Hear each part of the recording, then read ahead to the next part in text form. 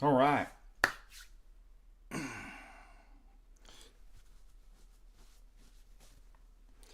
Welcome, everybody, to our normal, usual Patristic Faith Q&A discussion, review of news, and after our morning prayers. Let's see.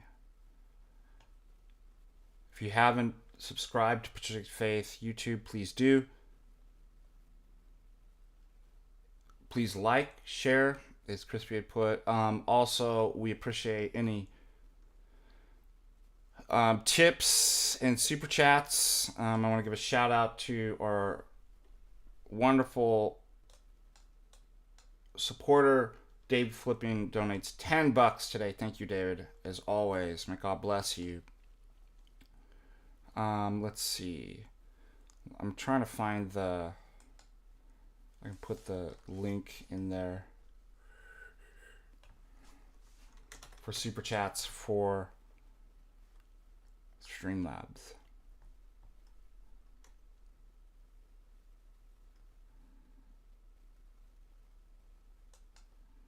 One second.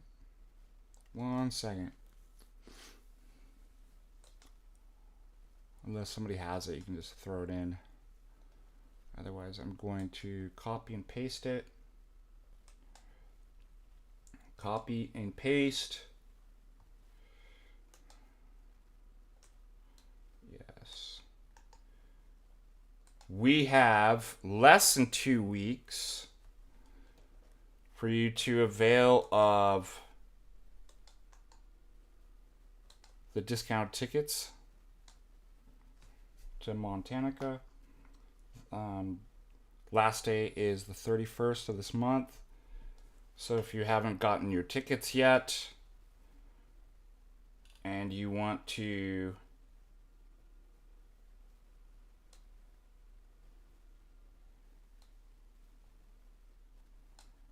one second. You want to avail of the discounted?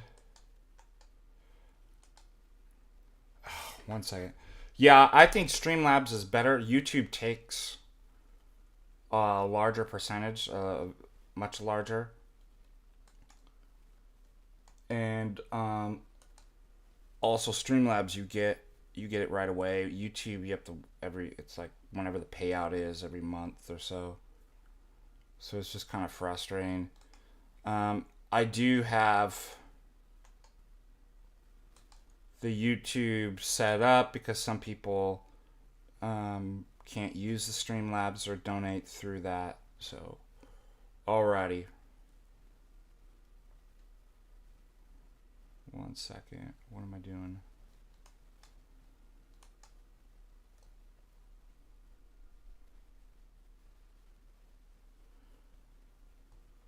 I sent the link to the Philosophy Discord. There were some questions too that people wanted to go over. There's something else. I also need to. Some of you brought up the third man critique, and I was couldn't for the like. You know how you get sometimes it's like you can't remember somebody's name, or like once in a while I'm like, oh, I forget the argument for in response to that. And then I believe I remembered it. I think the response, and if I could find the YouTube video, we were looking for, like, they had terrible videos going over, and I could look up on my history actually. Where is it? Going over Plato's third man argument. But if I remember right, I think the suggested solution was that you don't need something to connect the forms, which would require another form to connect the form of another form, so on ad infinitum, because forms can participate in each other. I believe that's correct. Now, where is my... But if I can find my...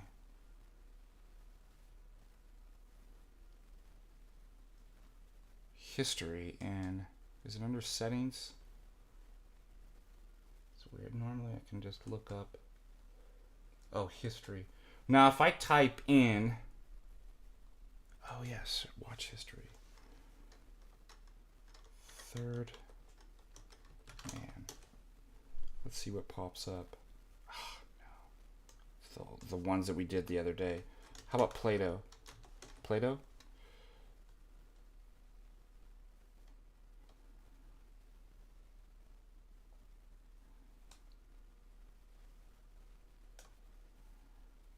Whoa, some of these go back, way back.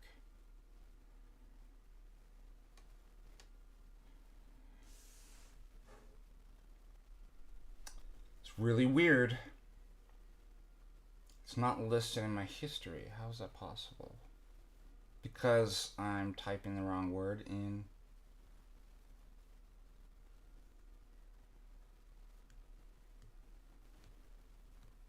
How frustrating is this?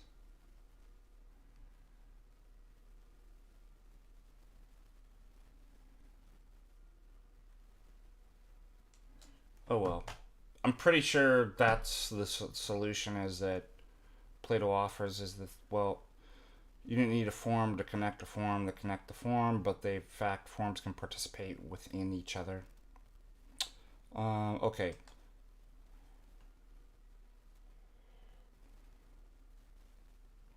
Looking to see if you guys have any questions.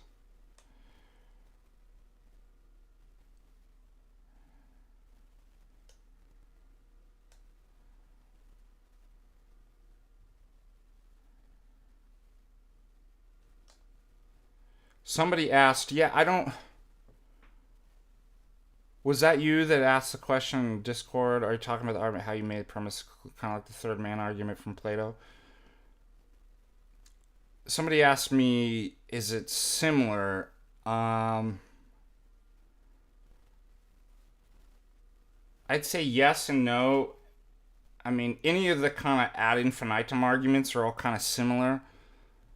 I don't think it's the argument that I make similar in that it's asking what connects. So the third man argument is like, well, what relates the two? The argument that I presented that's inspired by Lewis Carroll isn't about what relates to things. Other than inference is a type of relation.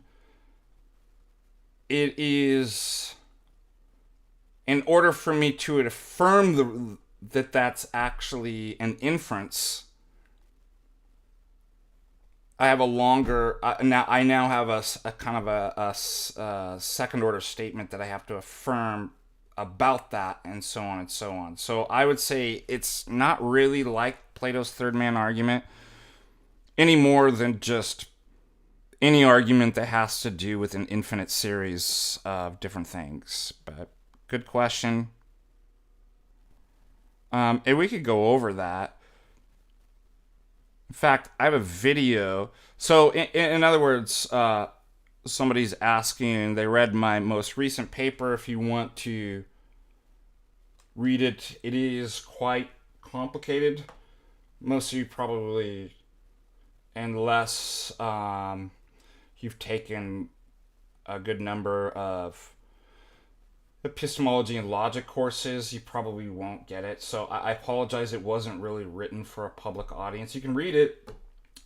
It was written to address philosophers, as I delivered it at a philosophy conference a couple weeks ago. And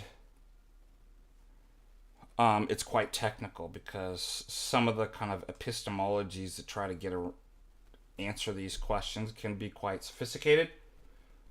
And so, I apologize. It's hard to understand. So, let me see. Which for some reason people all like, the more difficult you make something, the more they want to read it. I've told... Somebody asked me a question about like refutations and nominalism, and there's a paper that is one of the best refutations. None of you will understand it.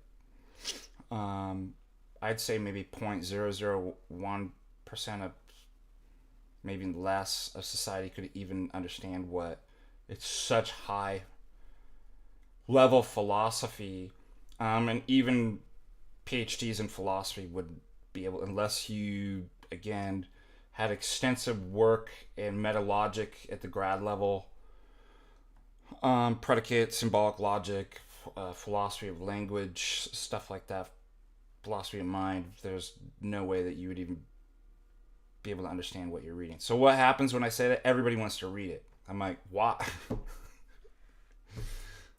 I'm telling you, you're not going to understand it. Just trust me on it. And what happened, like, people are like, show it to me. I'm like, I won't show it to you. It's too complicated for you to grasp. And then I'm like, all right, I'll show it to you. And what do you think? Like, people are like, I have no idea. I'm like, I told you, you wouldn't understand any of it. So what is it, the psychology where it's like, no, you wouldn't be able to get this, that makes people want to read it, something even more?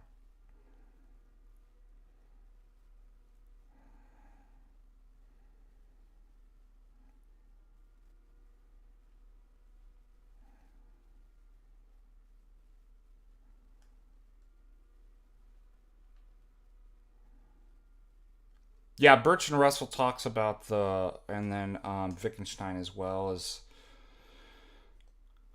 the problem, the third man argument and solutions to. By the way, this is the paper. Yeah.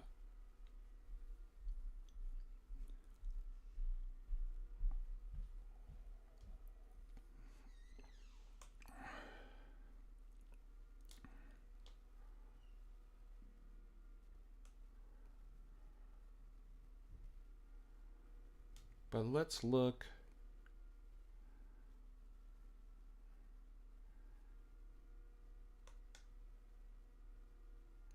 I'm looking through your questions.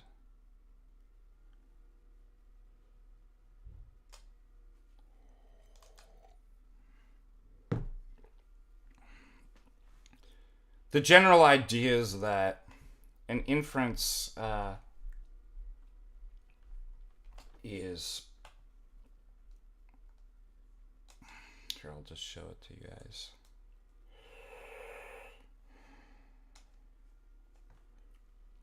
At some point, I'll do a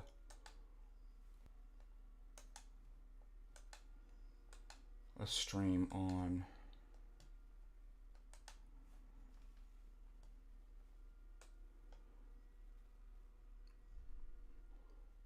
this is inspired by Lewis Carroll's argument.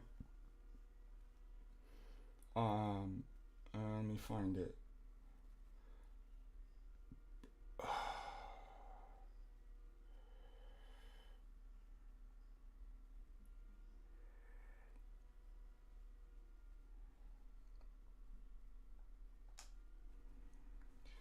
You can just look at number 2. If P implies Q, so there's an implication. Okay, so this is, every argument is an implication, an inference.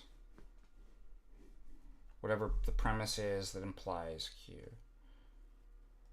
So if that's true, so that's like a first order, then you have a second order.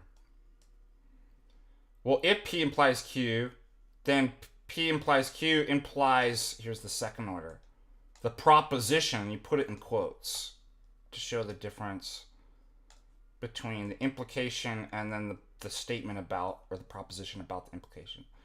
Just like if you said the tree is green, is different than your statement or the proposition the tree is green. So in philosophy and logic, how do I mean, it's the same sentence. How do I show the distinction? What we do is usually you put the statement about the thing, the object language, in terms, you put it in quotes. So if P implies Q, then P implies Q implies the proposition. P implies Q. So I just make that easy. The implication implies the proposition R.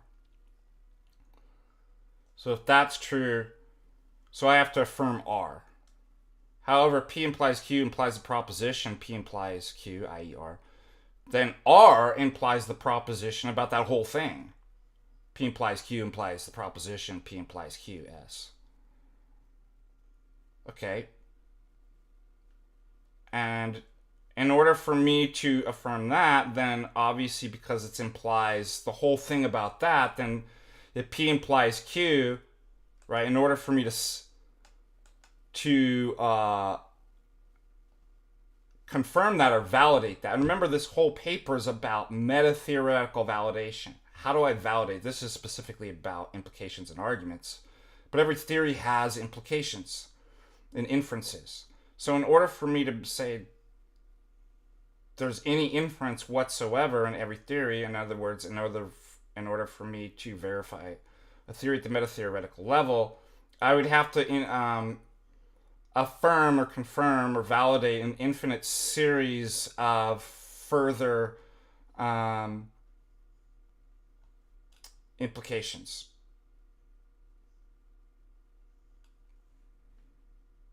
Because you have this now. In order for me to affirm that, or any argument, P implies Q implies R and S, then P implies Q also implies the proposition. Now I have the whole about the whole thing. T. So I just add another conditional in the series. Therefore, if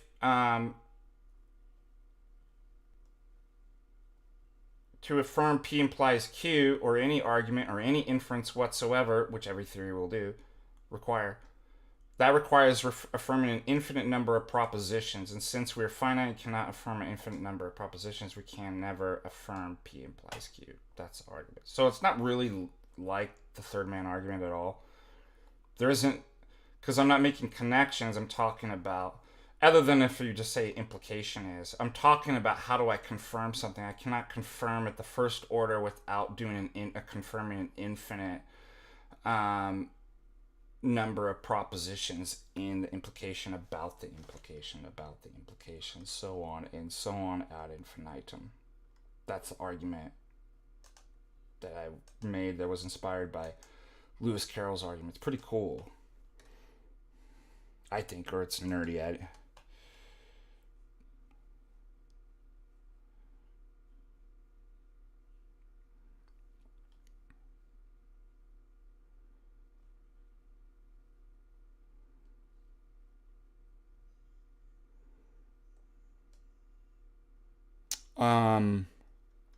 It's difficult to grasp because it's all in logical terms, so it's already abstract. And then what you're doing is, in some self, it's self-referential. You're going higher orders, first order, second order, third order, fourth order, where you're referring back and making propositions about the propositions about the propositions about an implication. It gets hard to follow. You kind of get used to, if you do enough logic, you're just like, it's so abstract. In fact, I had a professor, a mathematics professor, my sophomore year at Thomas Aquinas College, and it was like, it reminded me of Good Will Hunting. He'd have me come into his office, and he had his office like in a trailer, so he had this, he could smoke a pipe, and he was like, okay, he'd have me do mathematical proofs and propositions on his board, like training me. He was like, I'll make you better. Or I think I reached out to him. I'm like, I want to become, better. How do I do it? He's like, well, you can come in before classes or after class, and I can have you do math propositions and stuff, and train. He says, you know what I'm training you for? He's like, or what this is training you for? He said, metaphysics. Metaphysics is so abstract, the intellectual atmosphere is so rarefied, it's hard to breathe in unless you've trained at high altitudes. And doing difficult mathematics, abstract highly abstract logic over and over again is like training in high altitude. You can't just jump into this stuff and be like, oh, I get it. It requires a lot of training at doing mathematics and high level logic and stuff. And then you look at the stuff and it just, you can do that. And then it helps with other abstract arguments.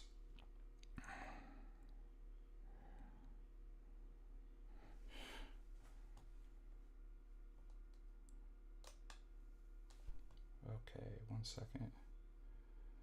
Let me just see if we have any super chats and then I'll answer some questions.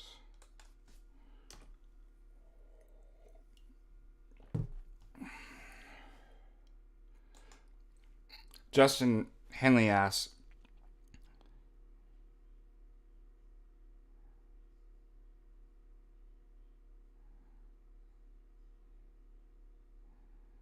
P and Q are whatever you want it to be. If this is a triangle, then its angles equal 180 degrees. If it's raining outside, I'm carrying an umbrella. Like, whatever, you could do whatever argument. If this, then that, and whatever the implication.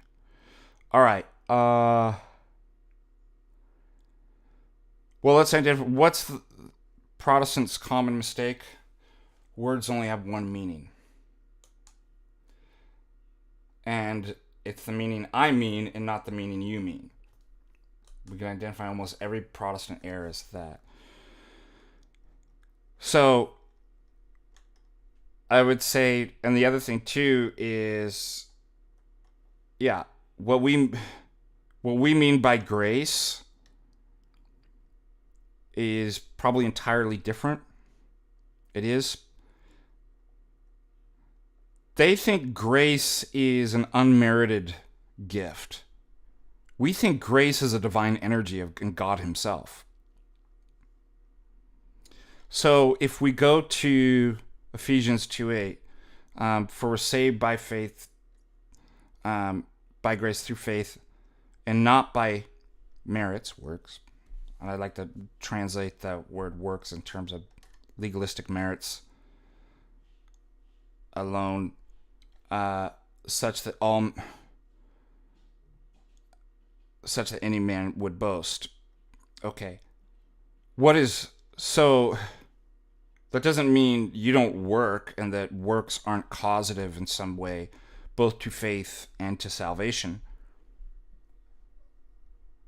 Remember how they define unmerited, right? They're always already thinking in the paradigms of merits. Well, of course, there's nothing you can do. You can't add up enough work points to merit anything. Total juridical. So the whole framework in reading these words and these questions is wrong. Grace is God. Salvation is God. Acquiring God. Becoming partakers in the divine nature. That's why Christ says to the good thief on his right hand side, today you will be with me in paradise. Well, as far as the place was not paradise. The pit, it does not paradise. Christ is saying, I'm in it. I am salvation.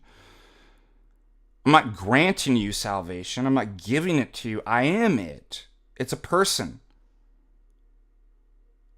It's not a legal decision or anything like that. So how could you get salvation apart from God? It's by God that you get God. Through faith. Faith is a work. It's the walking to grace, God. And you have to work at it. But it's not, well, I just did all these merits and stuff, I earn it or something like it. So there's nothing, it isn't about earning, it isn't about juridical, it's an ontology. To become like Christ and acquire the virtues takes work. Can you do it apart from God? Grace? No. Because that's what salvation is. That's the goal, is grace. So, Now coming back to, so the whole soteriology, it's all wrong. It's all built on nominalism. So you can't say St. Paul is teaching the Protestant doctrine of salvation, because St. Paul was not a nominalist. There was no nominalism back then. This is the Reformers' idea. So you could throw that out. Number two, depends on what you mean by sinless. Sin is missing the mark. Okay? We were not intended for death. We are all missing, all have fallen short of the glory of God, which is life. What does that mean? We've all inherited death. We're all missing the mark. But notice all the different ways that we could talk about sin. You're dying. You're missing the mark. You were not created for death. You sinned in thought, word, or deed. Intentionally and unintentionally. Think about the prayers. There's all different ways that we can talk about the word sin. What we're saying is that Mary didn't sin in action or will. She did not will anything apart from the will of God. Does she still need to be saved? Because this is why the Protestants can't understand. Well, then why does she need God? Because she's missing the mark. She died. And if salvation is resurrection and life, there's nothing a finite being who's inherited death can do to overcome that. You need a savior. You need life itself. So their whole paradigm is wrong. They think about things in terms of merits. What actions and merits can I do to... So we just reject it all. So yes, Mary sinned and fell short in the sense that she inherited original sin, original guilt. Not the original effects of sin, i.e. death, disorder. But her will said yes, and her action said yes. They never missed the mark on. She didn't do anything against the will of God. So, but that's not enough to save you from death and eternal life. All right, I hope that answers.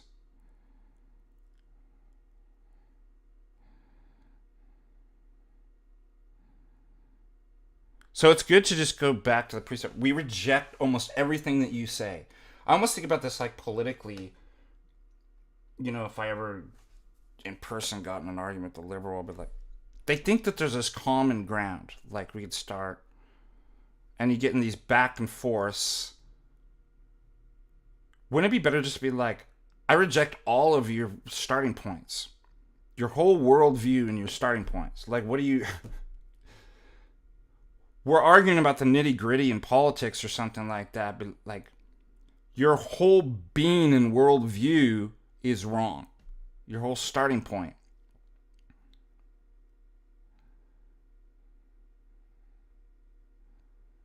It's the same with the Protestant. We'll sit here and argue over... Notice we had, what was the dude? Indiana Boomer. Come on, X space J and I. Doesn't believe... Equivocates on real presence, but doesn't actually believe that we're eating the flesh and blood of Jesus Christ. And then proceeds to go to John 6 and go, oh, that's not what it means, you see. This is what he means. When Christ says, as if, notice the false presupposition from Luther gave everybody perspicuity of Scripture. We just read the text. Text means what it says and says what it means and means what I say and not what you say, even though what I say is something that nobody said or read until, 1,600 years later.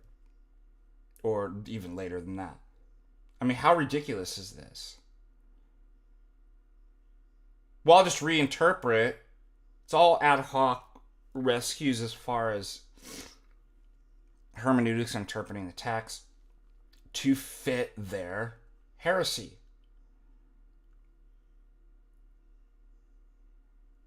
And so this is why we got to go, yeah, but why are you reading that way? You said this word means this, or that, like, rather than going back and forth in the details, let's go back to your fundamental kind of philosophical presupposition. Whether you realize or not, you're a nominalist. You believe in occasionalism, imputed righteousness. Like, there's all these different things that are more fundamental errors that are going to color. So why are we wasting our time in the details about what the verse means when you're never going to be able to understand what the verse means because you have prior presuppositions, and erroneously so, that are going to make you misread it every single time. Whether it's politically, theologically, etc. All right.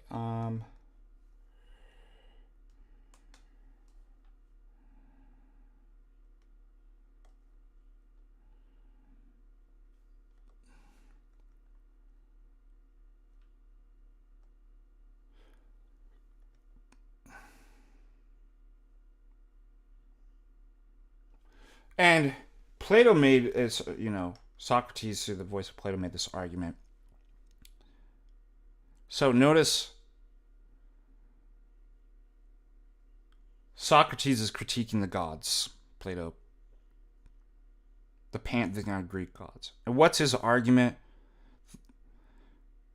The pantheon of gods are not very godlike. In fact, they're worse than human beings and not worthy of worship.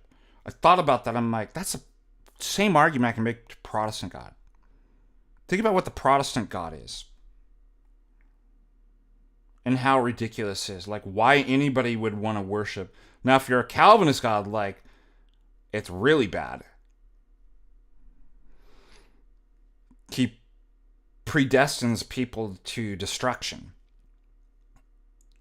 Everything and including evil. And they're going to reject this, but they say it at the same time. That he is the primary cause of everything. Which would mean even evil, too. Because they have to preserve his sovereignty. So,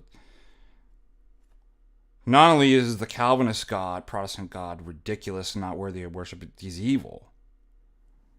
But apart from the Calvinists, if we look just how ridiculous, why anybody would want to worship the Protestant God and the other Protestant sects, think about what their God is. He's going to give his word and message about who and what he is. How does he do that?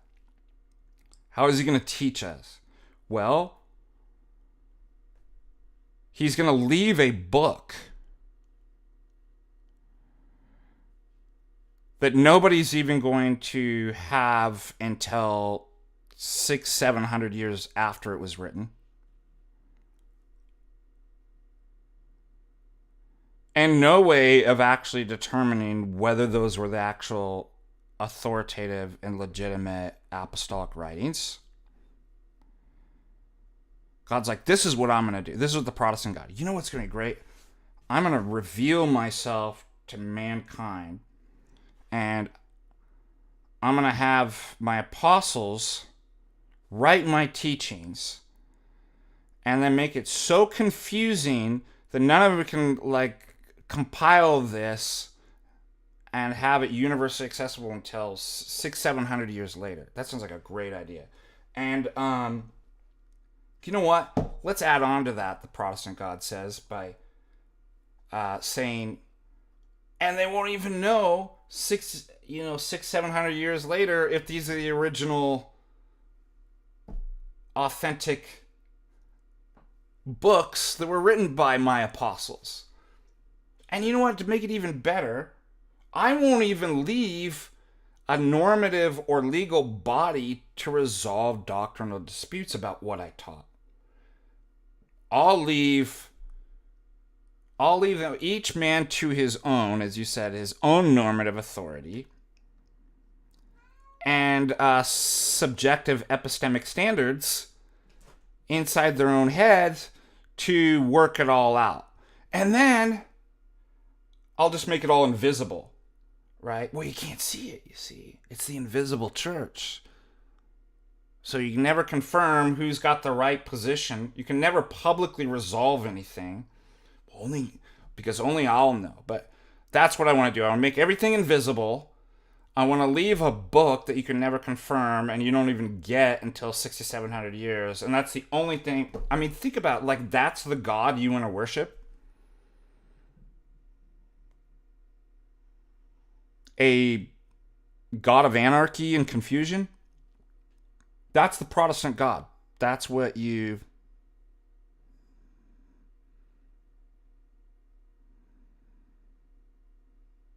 I mean, think about that, how ridiculous that is. And I always make... People don't understand... Normative authority is not simply authority. Yes, I was a Lutheran. We believed in authority. We didn't think, like, we should have anarchy. So I'm not strawmanning and saying there aren't Protestants that don't believe in authority. Normative authority is different. That is a legal body like the Supreme Court or a justice that can bind. That's a different category from then. Well, how do we know? This is what is universal binding. The Supreme Court is universally binding legally on all U.S. citizens. So that helps preserve order and doesn't promote chaos. So I'm acting like, practically, how are these things resolved? Through law. Protestantism is lawlessness. Even if there's authority, you're ultimately, even though you know, if you're a higher kind of mainline Protestant, like, you do believe in authority, but ultimately you can overturn that authority. You could be like, well, I don't, I look to you until I think it disagrees with me, and then I can leave. It's not binding on you. You can then choose another authority. Think about the U.S. was like that. So we have this Constitution, and we say it's the highest law of the land, the authority. But then the founding fathers were like, you know what would be a great idea? We should follow the Protestant God, and let's not have any justices or courts. Let's just have this written document, right? That's enough for law and order, right? And preserve the coherence of society. We'll just leave this document, and everybody can just argue over it. But no one man is above anyone. There's no law. There's no Supreme Court. There's nobody to resolve disputes.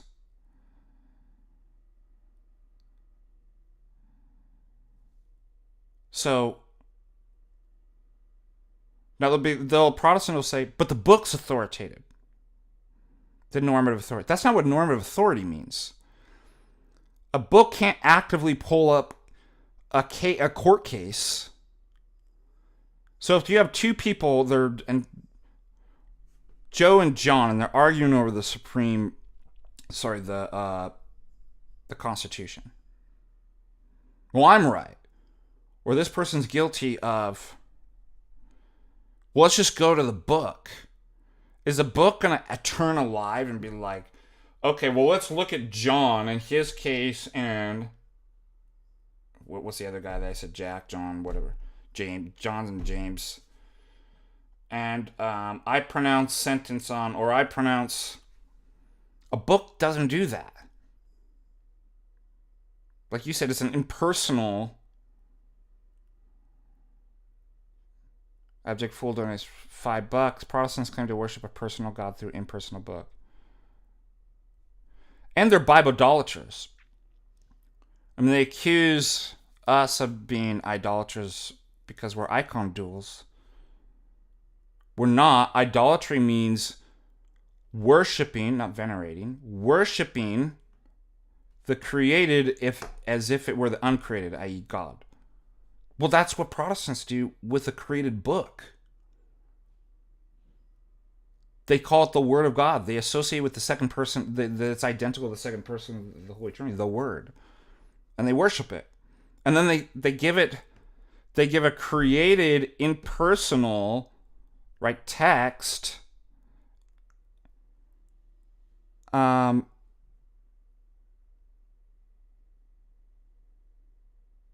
theanthropic and anthropic principles. Oh, it can talk and can resolve. It can call a court case together and resolve all these. Oh, it's living and the living word. And so they actually treat something that's created as if it were uncreated. They're idolaters. They're Bible idolaters.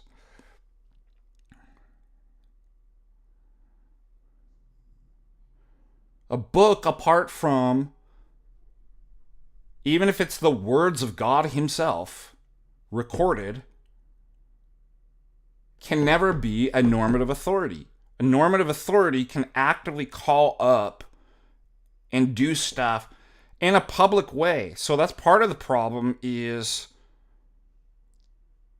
there's no public way to resolve this. It'll always fall back on, well, I don't think it says it. Like, when you're in a court, right, an active court with judges and stuff like that, you can't actually say, well, I just don't think it says, like, they ruled that way. I don't think the judge ruled that way. It's like, he stated it. He can actively state, be like, you are found guilty. And all the public can say, well, you can't deny that. The judge found the person guilty. The Bible can't actually do that. That's why it's left to each person to go, well, I don't think it said that you're found guilty. I think it's... So there's no public way. It all then becomes subjective of resolving disputes. And that's Protestant. They think that that's a great way. They would never run a nation that way. But they think, well, this would be a great way to have a church. Does that make sense?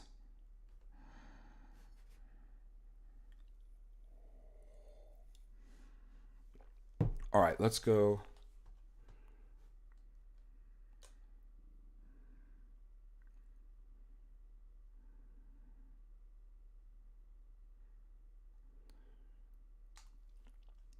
And they even talk about blurring and making everything confusing. So they worship a god of confusion, an anarchical god. There's no way to, doesn't provide any kind of visible, authoritative, normatively authoritative structure to deal with this. Epistemologically anarchical. And the church itself, what do? They say it's invisible. Talk about, how do you make something clear? Well, let's make it invisible so you can't ever see it. I mean, what a stupid religion.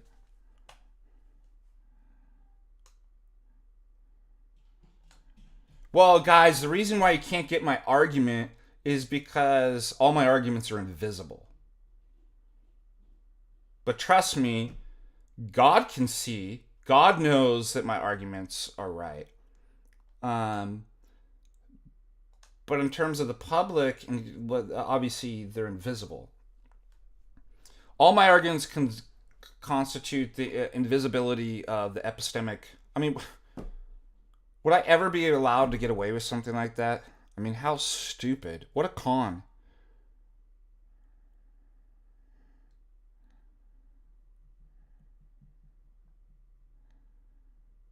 All right, moving on to some of your questions.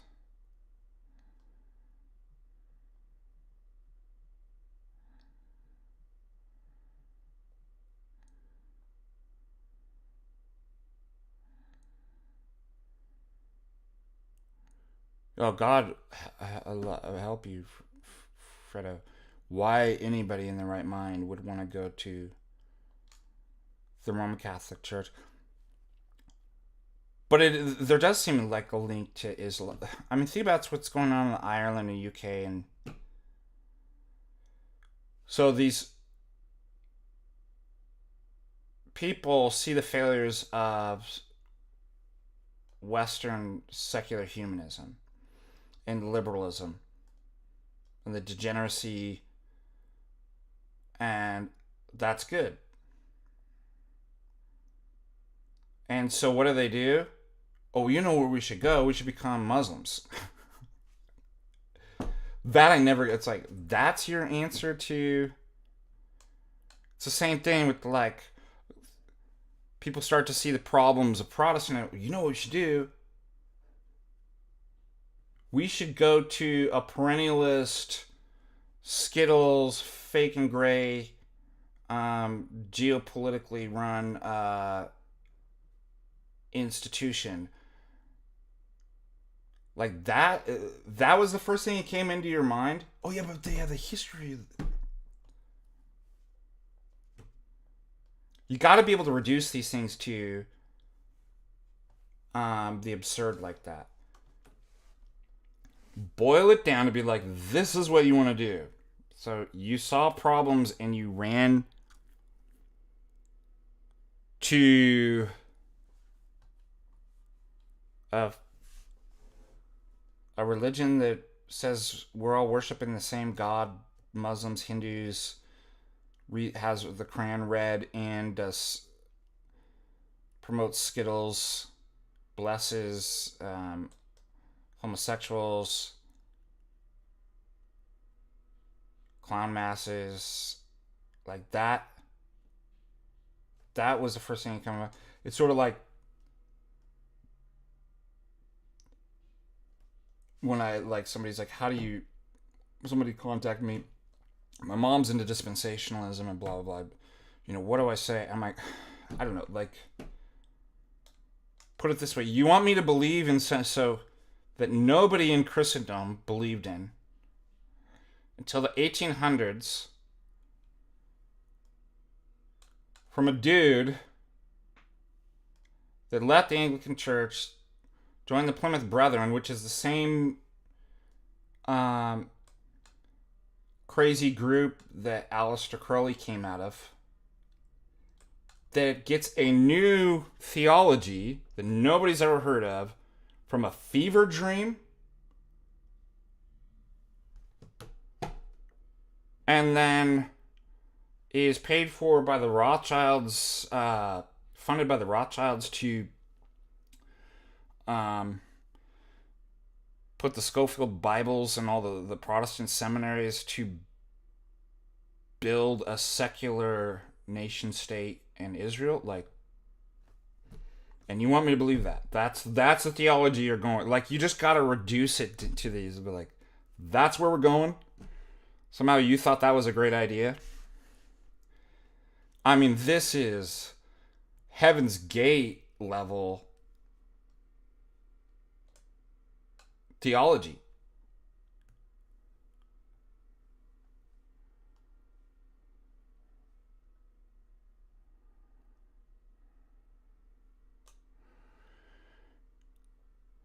So we got to reduce these arguments to the absurd. Let's see.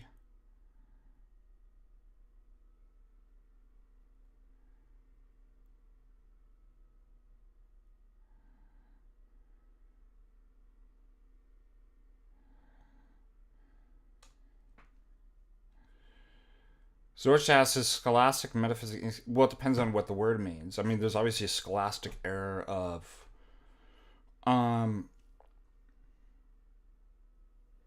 orthodoxy,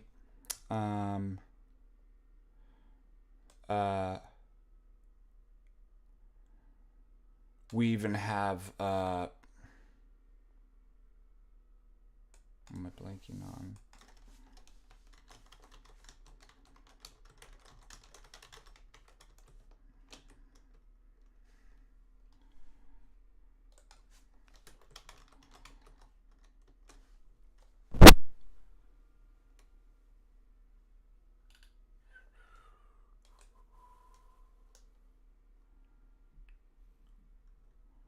Scholarius, that uses some Latin kind of language and stuff like that, obviously responding to the Latins and stuff like that.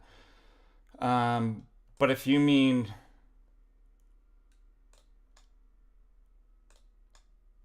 as far as Roman Catholic Latin scholasticism, it's foreign. I don't. These concepts are just too. Gnaeus Scholaris can pull it off. But I mean, he was condemning the Latin. There was no friend of the Latins, in that sense. But typically, no, that's just a total foreign way of thinking and language that we're not going to fit our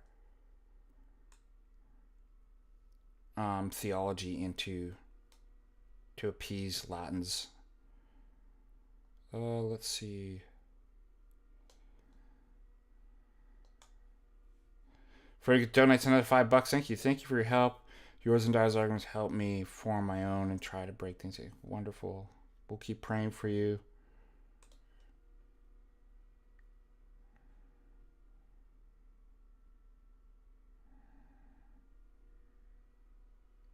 Let me see if there's any other. We still got to go over. I'll actually play a video. We'll review a video about that might help about Lewis Carroll's argument through the looking glass that inspired me to write that argument on my paper. Maybe this video will kind of help explain some things. Abject Fool, donate $5. Yes, Protestants claim to worship a personal God through the impersonal book. You can have a relation with somebody through. Justin Henley donates $10. Thank you so much.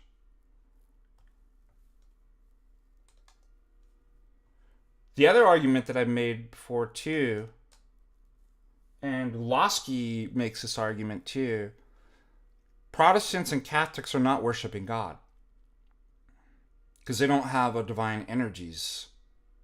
There's nothing to, as I brought up what I thought was Aquinas had a good objection that he basically kind of hand waves in his response in the Summa, question 2, article 3, I believe it was. There's nothing to bridge the gap. Intentionally, in terms of language, that I'm hitting my referent point, or that I could reason up to. And I talk about this in my Critique of Natural Theology paper. So it's self-referential. So what is the... So in philosophy of language, intentionality is words have a referent. Words, sentences, even phenomenal states are about something. The word tree is about something. It's beyond the word itself. It's directed. That's what we call intentionality. So it doesn't mean like what we mean colloquially is that will or a purpose or like have an intention to. It means in philosophy, directedness, aboutness.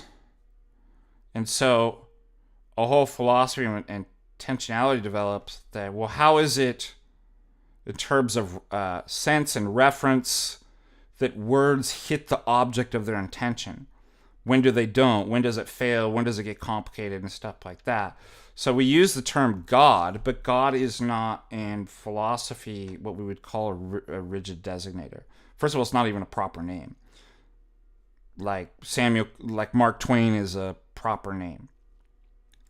And it's even worse because it's not a rigid designator.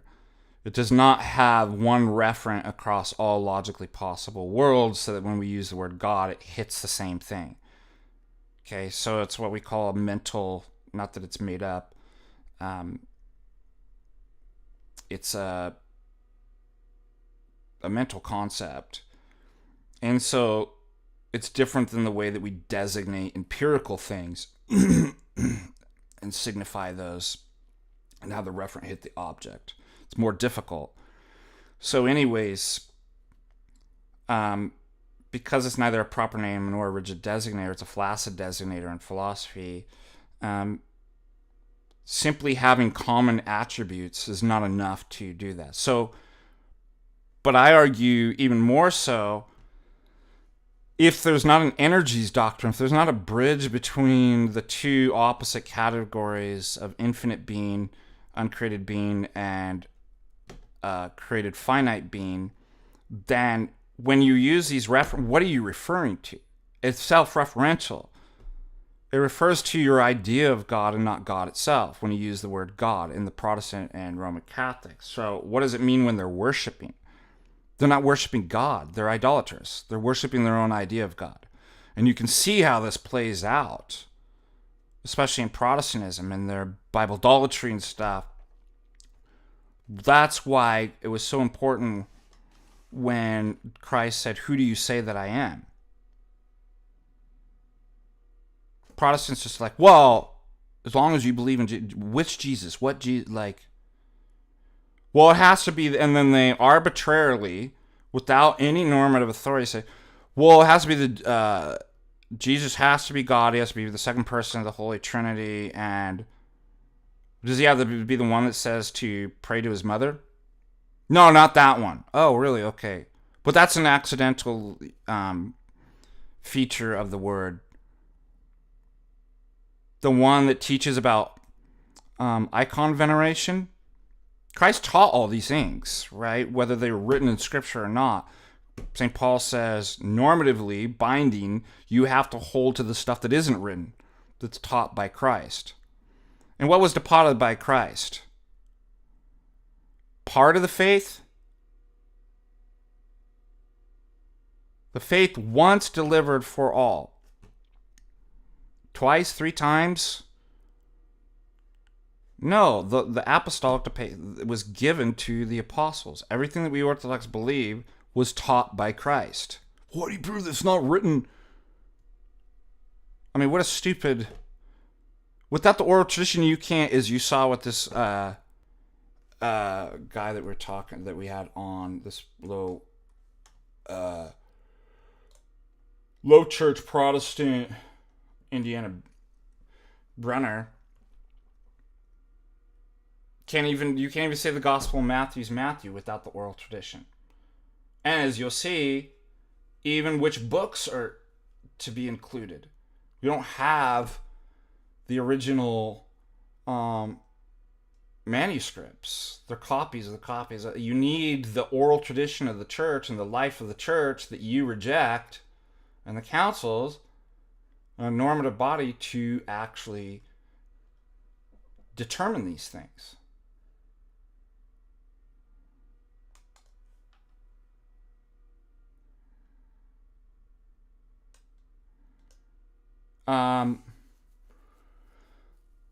Anyways, going back to what I was just saying, I lost my train of thought. I saw one of your questions and I lost. What was I saying?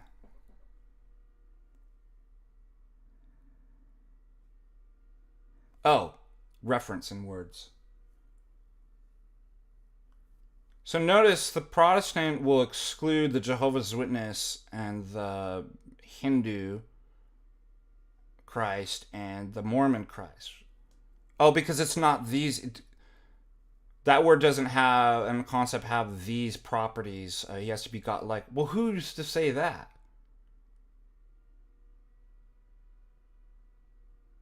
Well, we do, just arbitrarily.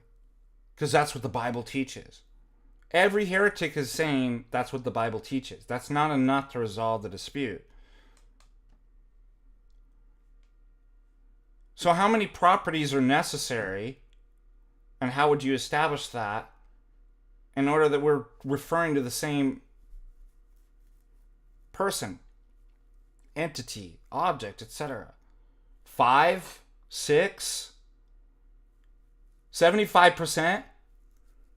When you get 75% of the attributes of the person, then that's when we know that your word's hitting the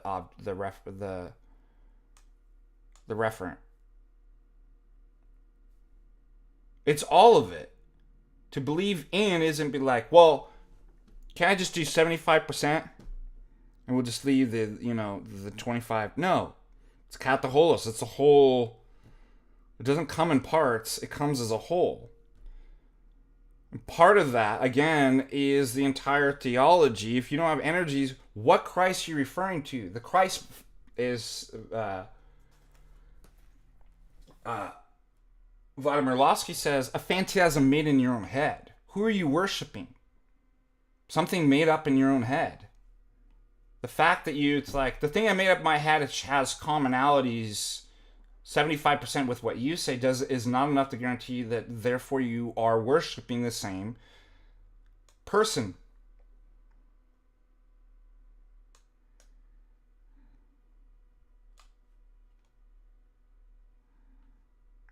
Let's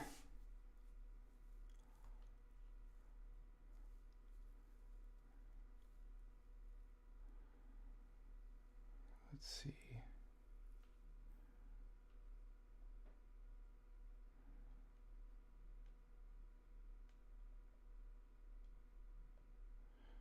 The one who must be restrained. Is it fair to say the church has always held it possible to be saved outside the normative means of baptism? Depends on what you mean possible. Like logically possible? What do you mean by the term? Is there a logical contradiction to just like... Is it possible God could have made a pink flying unicorn half monkey? Yeah, like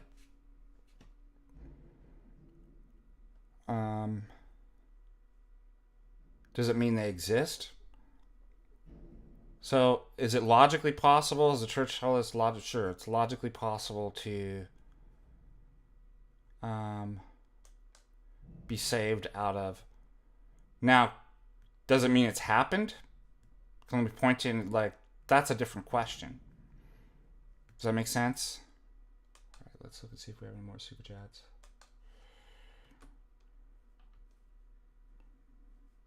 I mean, it's not a logical contradiction. God could do that if he wanted to.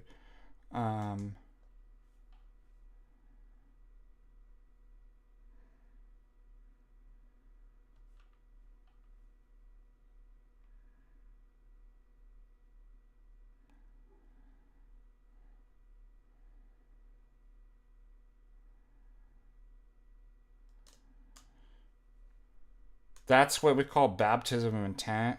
So if you were going to church on Lazarus Saturday to get baptized and you died, it's still a baptism of intent. There's baptism of blood.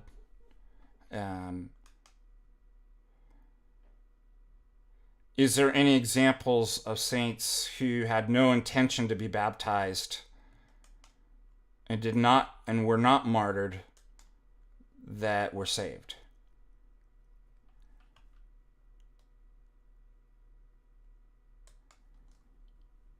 I did read an argument. Would blow a Protestant. So maybe, let's see.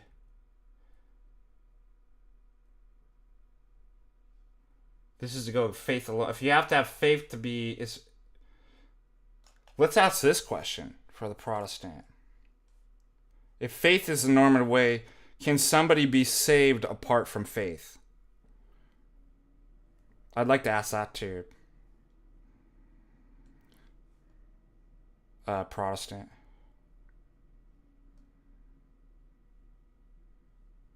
And what's interesting, I think there might be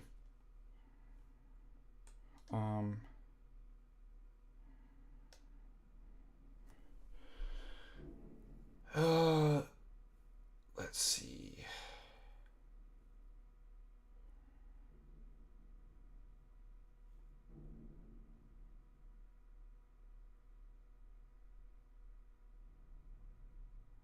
One second.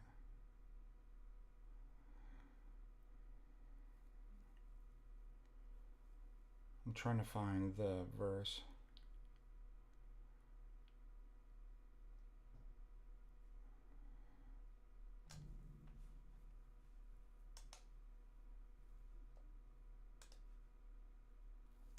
Was that yesterday?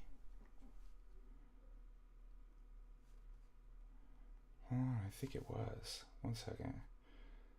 Was the gospel yesterday?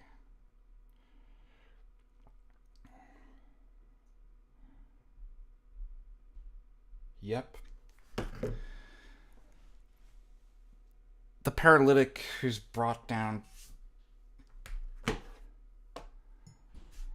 on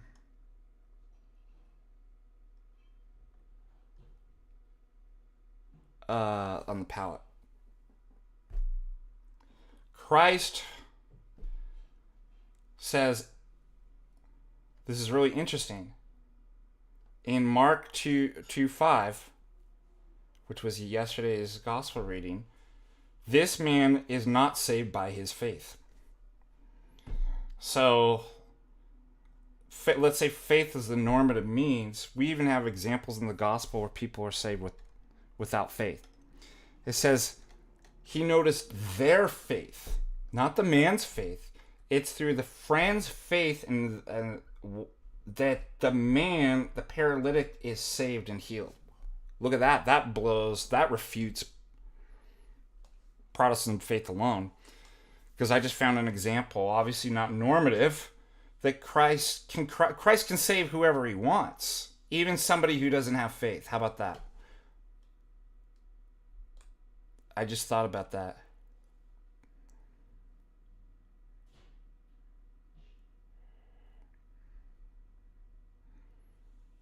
Possible worlds are just logically possible. Like, what do you mean? I don't think anybody disagrees with logically possible worlds. I'm pretty sure Nathan Jacobs doesn't. Can I conceive of hypothetical situations in which I can analyze logical arguments and stuff like that to see whether they're contradictory or not, even if there's no empirical thing. Like, of course everybody believes that. What's wrong with that?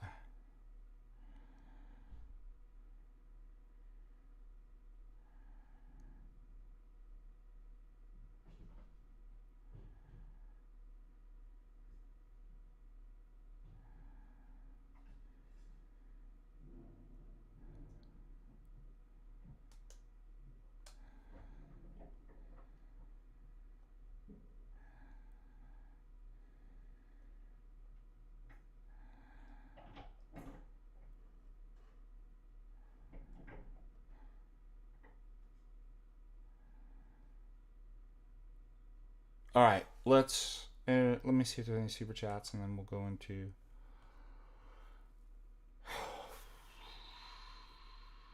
Yeah. George Johnson donates $10. How do I bring boomers to accept the truth? What line of question can present without posing an argument, if possible? Boomers are best led by example, I think. What?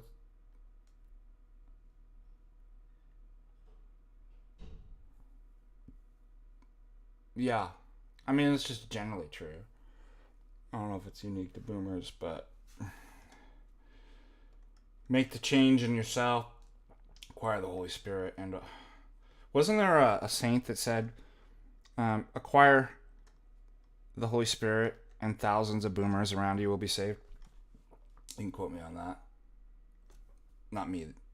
I'm not saying I'm the saint. There's some hypothetical saint in a logically possible world that said, acquire the Holy Spirit and thousands of boomers around you will be saved. How about that?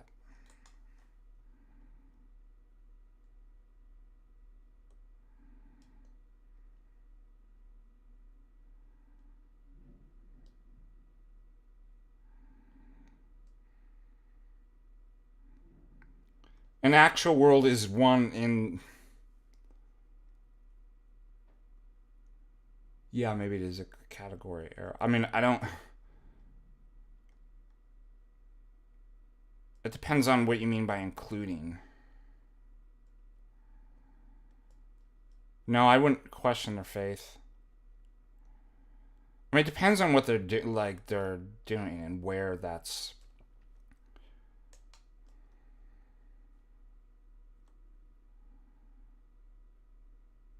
Yeah, I knew it was Saint Seraph from Seraph. I was just joking.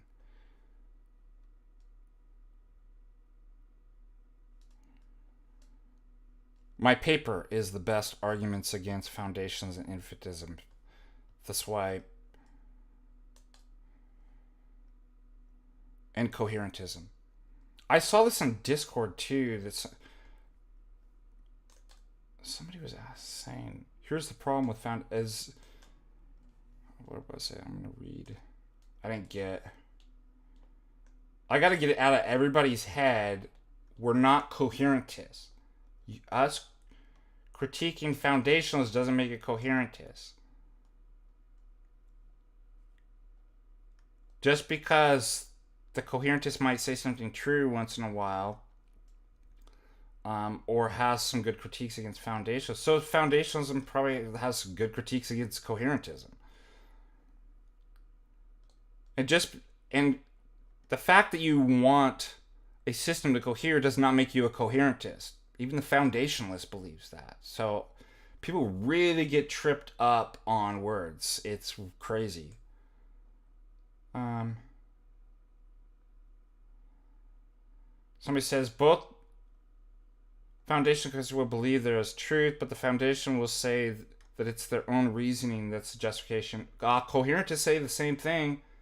Coherentism does not get out of the problem. Coherentism just replaces the whole coherent whole is the foundation. So in some sense, their foundations, they just have the whole coherent whole. The justification is that it coheres. The problem is that doesn't tell you anything about, well, why is that a justification? Well, because we said so. Furthermore, you can have multiple systems that all contradict each other, that all cohere. Well, wait a minute. How could you? Isn't that tell you which? Certainly, coherence couldn't be a justification. Coherentism could be a justification because that would mean contradictions are true and justified because the systems are justifying. So, yeah. Get that in your mind. We are not coherentists. They all have problems. Infinitism, foundationalism, coherentism. They're all autonomous. They're not going to. There might be elements that are true, but they're not going to be able to pull off at that meta-theoretical level, meta-theoretical validation to provide ultimate justification that knowledge exists, even though knowledge does exist. That's what my paper's about. So just stop thinking in these terms.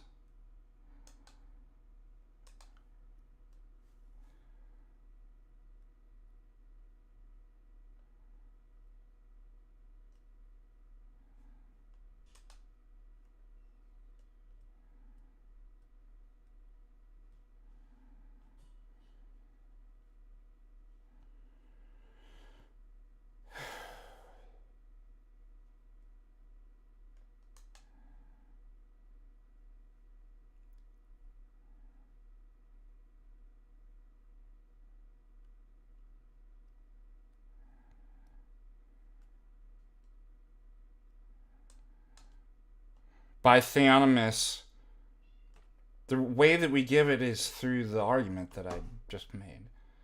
The impossibility of the contrary and the positive account that satisfies all the conditions and the paradigm uniquely claims to be true. That's how. So any attempt to give a justification from an autonomous position, or certainly accidentalism, is self-refuting. Therefore, it must be theonomous. And only orthodoxy satisfies, not by our standards, but what everybody wants to. And then orthodoxy, the paradigm, basically says it uniquely does that, which automatically excludes any other possibility. So you don't need to be searching the world. Like, whoa, what if I found, like, by impossibility of the contrary, a priori,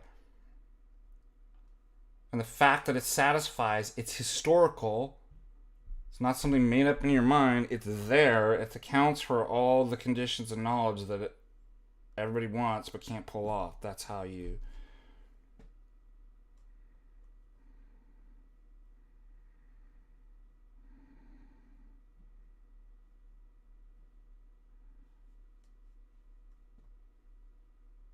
All right, let's go to...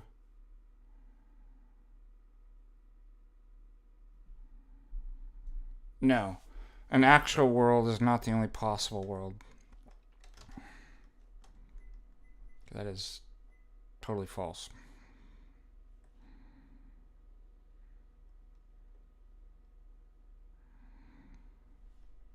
No, it does not focus around metaphysics.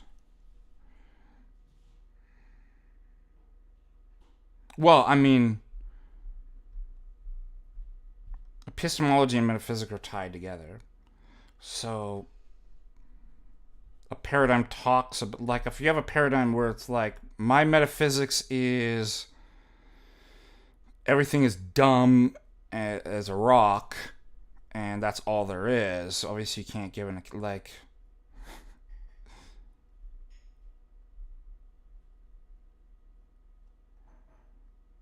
Yeah, I argue... You haven't read my papers, have you? You should read the papers. It talks about... Metaphysics implies epistemology, and epistemology implies metaphysics. The problem is we can't ever resolve this from an autonomous position because there's multiple accounts of a metaphysics, but a metaphysics will determine what you can know and how and whether you can know. So, but the problem is I have to assume that I know before I can know so that I can know what metaphysics. So I'm putting my epistemological horse before my metaphysical cart, or vice versa. Then I do... It's a dialectical tension. It's like, okay, I got this. Well, then it needs this, but I can't get this without going to... And so I'm stuck in an infinite circle that can never be answered from a I can't actually do it. That's why it has to be revealed to you.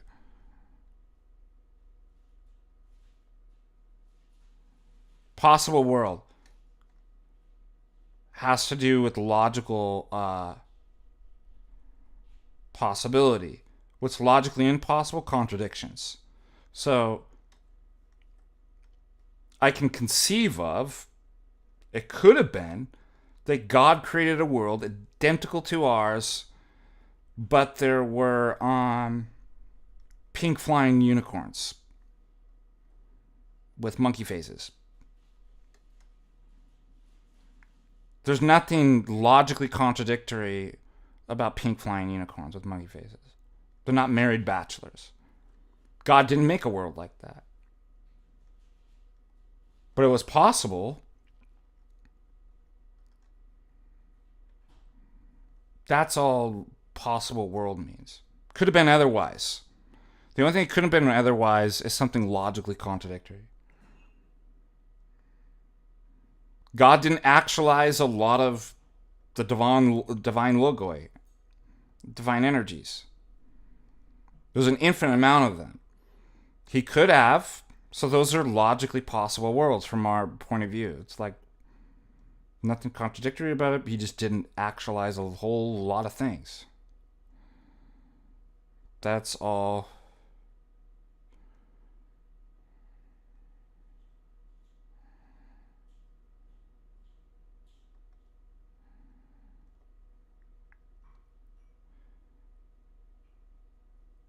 All right, any other questions before we move on?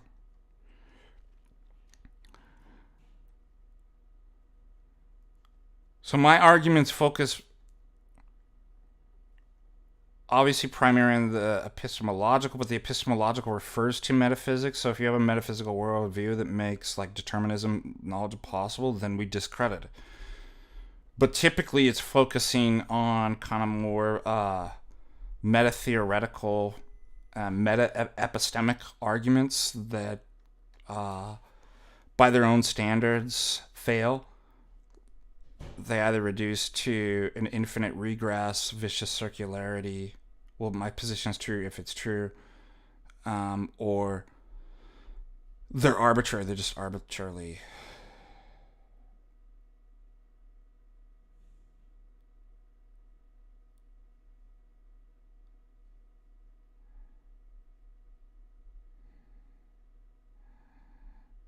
I'm trying to determine... Yes, I've got it now, Bobby C. our actual world fits into a possible world, because there was a time when our actual world was not, when it was only possible.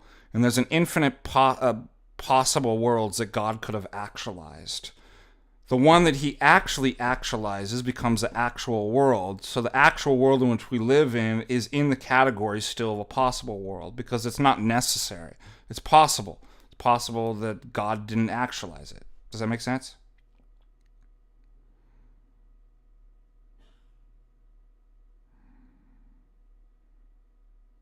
All right, let's move on to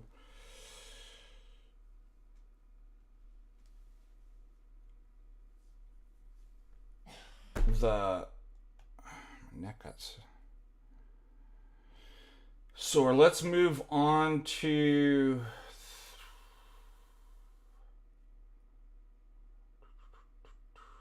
I had the video up here. Where is it? Lewis Carroll's argument, shall we? That'll help you understand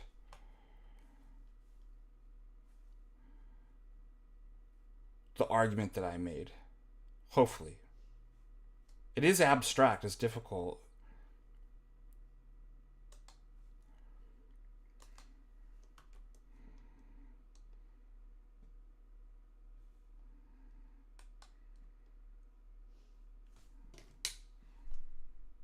It's 5 minutes long.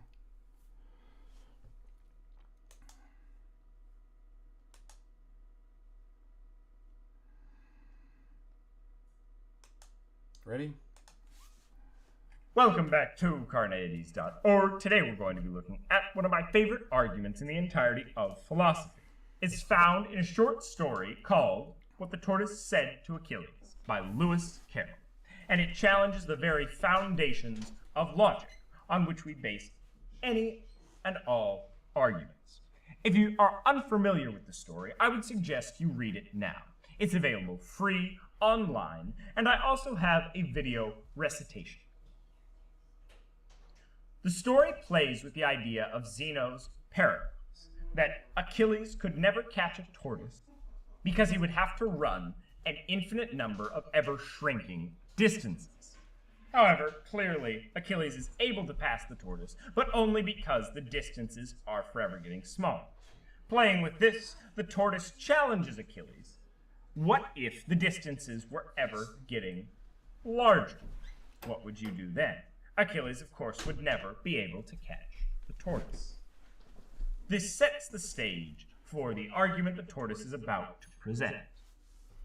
Now, this argument is never presented in premise-conclusion form for a very good reason, because it would be self-defeating were it presented so. I'm going to present it here simply for us to better understand the argument. This is a rough presentation, and it shouldn't be taken as the end-all, be-all. Were it to be presented in such a way, it would look something like this. In order for one to assent to the conclusion of a valid argument, for example, P, right, pay attention. Plus Q, one... Stop talking in chat and pay attention. Okay? So, in order for one to assent to the conclusion of a valid argument, that's what I mean by inference. Okay? In order to have knowledge. So, you have a premise, and the premise implies some other statement, i.e. the conclusion. Okay, so P, and P implies Q. Then, if I have to assent like that's true, that can't be true if the consequent is false. Does that make sense? So I have to assent to the consequent, which is the premise that states that the premises imply the conclusion. Okay? All right, moving on. One must assent to a premise that states that the premises imply the conclusion. For example, P and P implies Q imply Q.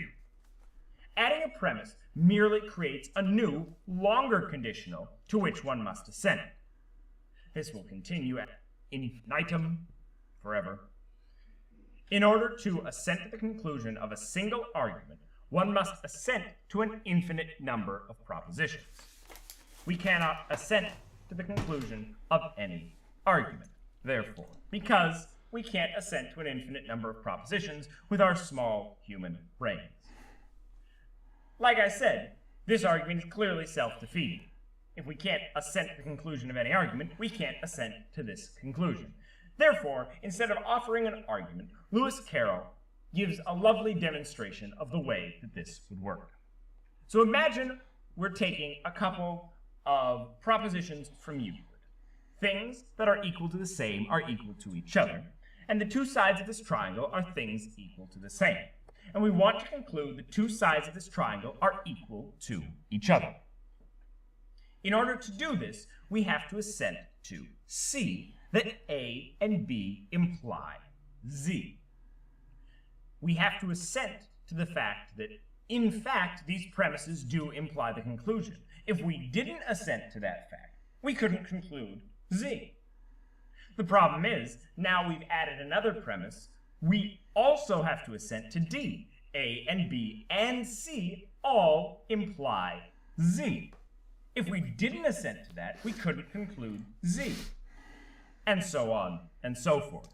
For something more concrete and a little more difficult to say, let's try this with modus ponens. For example, we take the premises P and P implies Q, and we want to conclude Q. But in order to do this, we must assent to the premise that P and P implies Q do in fact imply Q. However, still to assent to Q, we also need to assent to the premise that P implies Q, and P implies Q imply Q do in fact imply Q.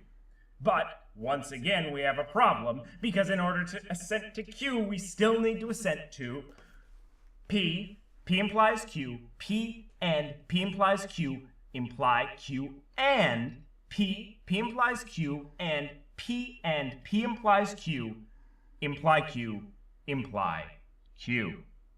As you see, this will continue forever. And unlike the original Zeno's paradox, the distances will get longer and longer and more difficult to say. Therefore, we can only conclude that Achilles, or anyone else trying to present an argument based on logic, doesn't stand a chance. Check out this and more. That's good. That was a good one. Did that make it more complicated, or did it actually help kind of explain what inspired me from reading what the tortoise said to Achilles and the argument that gets developed in philosophy? Then I realized, well, I could have that stand for, P stand for knowledge exists, and then Q is the statement, the second order statement that knowledge exists, and such that clearly if knowledge exists, then it can be true that the statement knowledge exists, but that would just imply a longer series of implications that would need to be affirmed. But then that would, so there's no way that the antecedent could be true and the consequent be false. And as I make the series longer and longer, right, they have to be confirmed, then I can actually never confirm that in fact the first implication, if P then Q, is true. And if I can't do that, then I can't actually say knowledge exists. That's basically my argument that I made. Bobby C, $10. Yes, thank you. Thank you.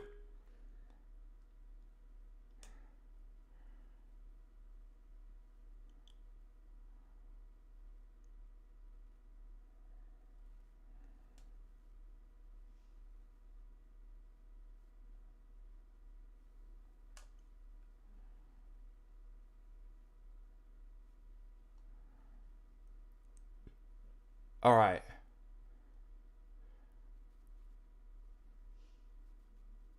Let's see if there's any other, and let's go on to other questions, concerns. So I can see there were some questions about in Discord that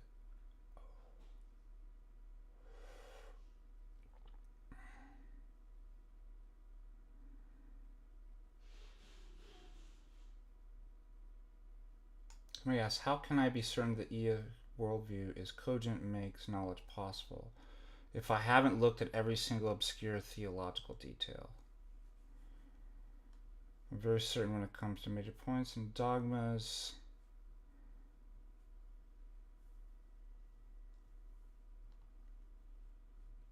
Well, I think, first of all, nobody ever operates that way with anything that they think that they know. Well, I can't know unless I've gone through every detail and looked at every obscure. But the fact of the matter, again, it's really important. It claims to be revealed. It's historical. Now you can ask whether it's true. But since there's only, right, once you prove that the only thing that could possibly be in the position to justify knowledge would be revelatory theism, and revelatory theism would have to be historically like there, okay? You have 6 possibilities, and all other 5 fail, then you know the last one must be the only possible answer. So it's either that or nothing. Once you get to that, I don't have to look at every possible. Think about this. That's it, because it's an a priori proof. For example, in mathematics, do you prove that this formula is going to generate, or that any natural number greater than 2 will work for by induction? So what's weird about this individual is he thinks that I have to go through all the parts to get to a universal, namely the whole, orthodoxy. Do you do that in mathematics? Is that how you figure out the Pythagorean theorem? Well, I haven't gone through every single possible. Now, I went up to at least in the natural whole numbers greater than 1 and larger. Sorry, every natural whole number greater than 2, it works, but I haven't counted and plugged in past 1,000. How do I know? This is the same question. Get out of your inductivism. Induction doesn't prove anything anyways. And you never even use that, would never hold that standard. You can deductively, through a transcendental deduction, a priori prove that. And it's not just a priori, too, because again, part of the a priori, I give the general kind of a priori argument, is making reference to, but it has to be historical. You can't just do a made-up religion. Well, how do I know there's not some revealed, unrevealed religion in my head that I haven't discovered in some weird place? Then it's not publicly revealed. There's no thing historical. So there's an element of the a priori deduction, transcendental deduction, but it also is empirical because part of what the paradigm is referring to. So does that help explain? We talked about this last stream. It's a weird thing, and I call it the fallacy of unreasonable standard, that you think that you have to go through every possible detail and every possible objection to actually know something. If you really think that, you don't know anything. How do I know it's real coffee? I mean, I haven't analyzed every single part and the details and put it under a microscope. And then, well, what if somebody comes up with an argument that it isn't coffee? If I haven't eliminated, then I don't actually. Nobody thinks that. It's mental illness. This is crazy. Although I actually do present the tag as a necessary argument, that's not the only way that you can know something. Is it sufficient? Is the evidence sufficient? Is it enough? Does orthodoxy present enough that it satisfies? Not well, I have to eliminate every possible, like, I can do that. But you're thinking crazy if you think that you have to actually do that to know something.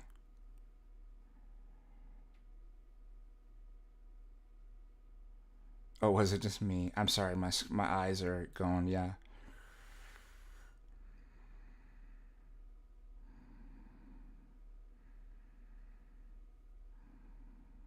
Yes, you always interpret the particulars in terms of the whole. So once you deduce the whole, you don't have to, just like when you prove the Pythagorean theorem, you know all the parts are going to check out. And so I noticed this is another problem too that people were asking. I think it's a bottom-up approach. Where, let's say, I think the gentleman was asking about the truth of iconography, icon dualism. It's like, well, how do we know this? And where was... Well, think about it this way. The person, you're already starting with an epistemic standard by which you're judging something as counting as evidence or acceptable without being able to justify that. So that's the first problem. So once I do the impossibility of the contrary, okay, think about this. Like I said, Orthodox claim, without which would make knowledge impossible, is that God revealed himself. He sent his apostolos. He set up a visible institution with normative authority. Ways of resolving disputes. Ways of, through apostolic succession, the normative authority, autocephalusy, conciliarism, etc.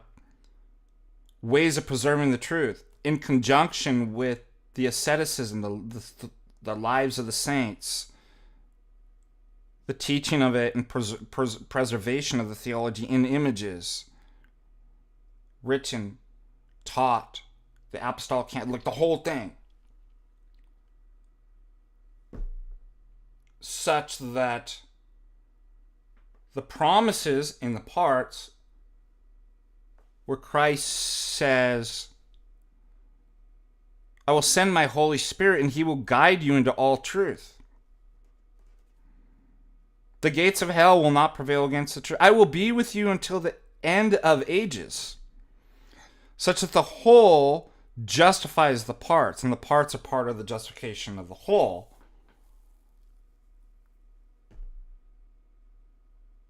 Then I know that what the councils say are actually true.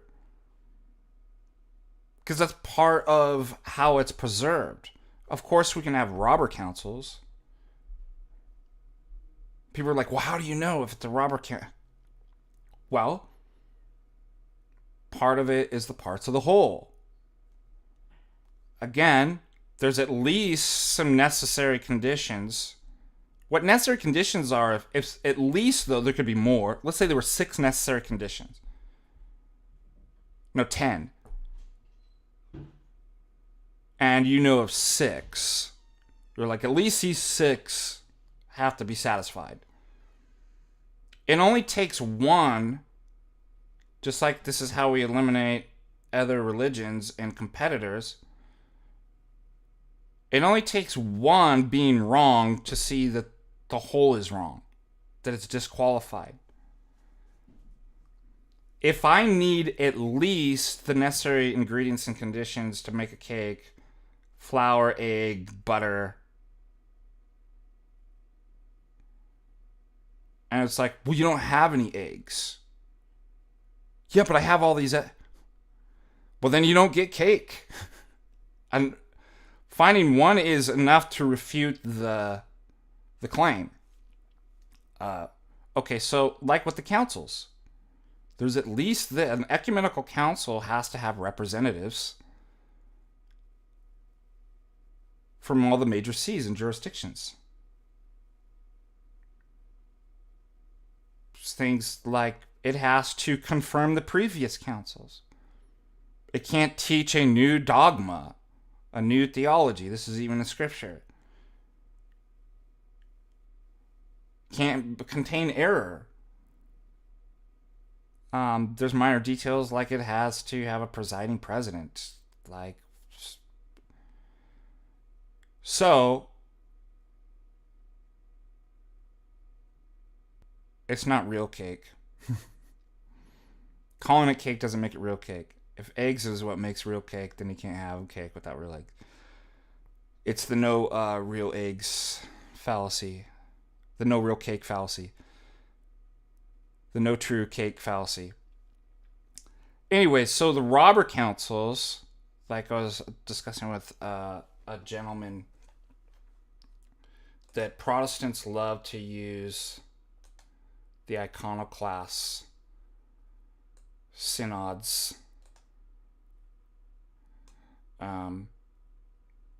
Right before this Nicaea 2, it is what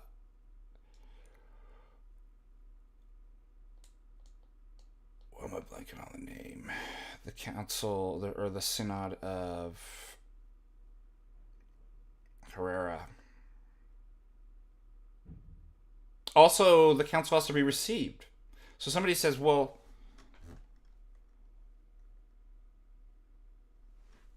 isn't that circular?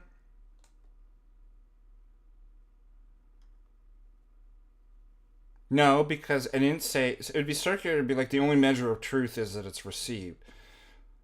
So all those that don't receive it are outside, and received is what I mean by received. Obviously, that'd be, but I didn't say that. I said it's one of the necessary conditions, and that makes sense. I mean, think about what the opposite, like. In order to deny a reception theory, you'd actually have to say,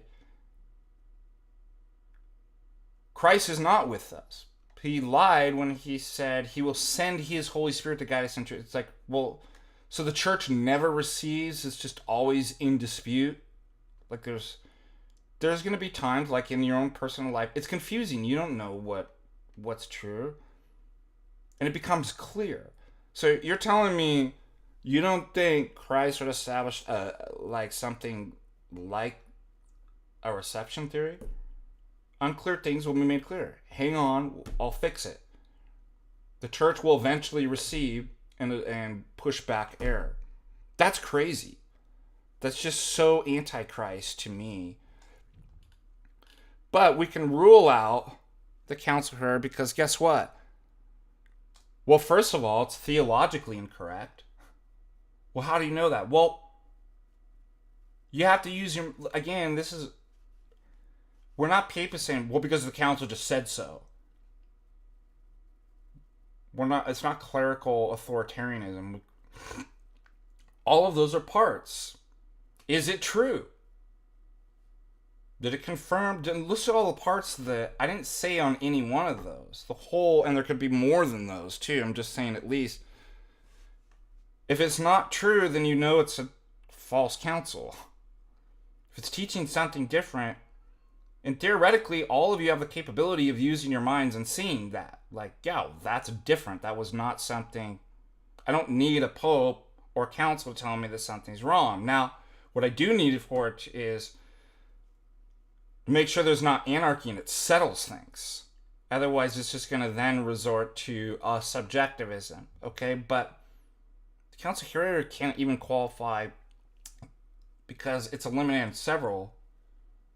It's false. It was theologically incorrect. It did not confirm the previous councils. It did not have representatives or bishops from any of the five ancient patriarchal sees. That's enough. Do I need to go into any further arguments about? So do you see, I have the holism informs the part. How do I know? Because orthodoxy is true. I don't have to go through every single part inductively and work up. And I would have to use an arbitrary, unjustified epistemic standard of what counts as evidence and how I know something to even do that, which I don't have. By impossibility, the contrary, only orthodoxy fits that and could fit that, and it claims to be uniquely so that I don't have to go through every single details. That becomes the epistemic standard. Like, this isn't that hard.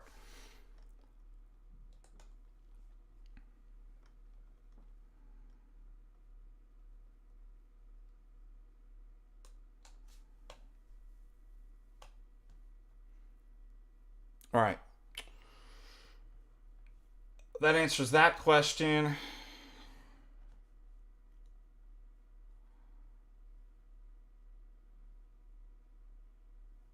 Let's move to another one in Discord. Let's see.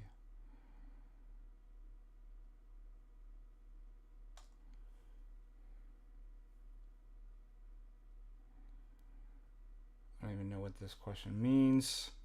Here's the other thing. I encourage everybody.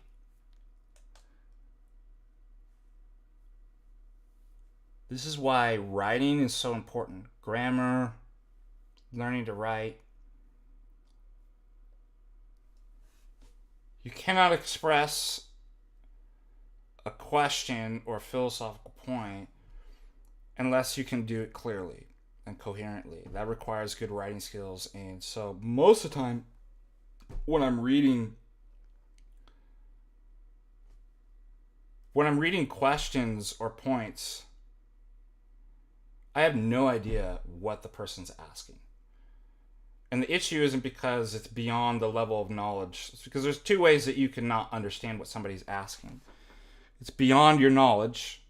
It requires a technical vocabulary or years of learning a material that you just don't know. Or it's not well written.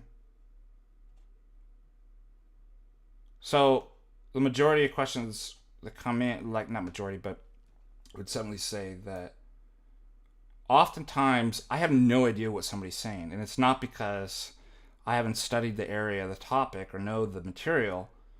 It's because it's not the question isn't formulated correctly. This is why learning to write and learning to write philosophically is really important. This is why grammar is important. I just brought this up, maybe it was in Sunday school yesterday for the high schoolers after liturgy.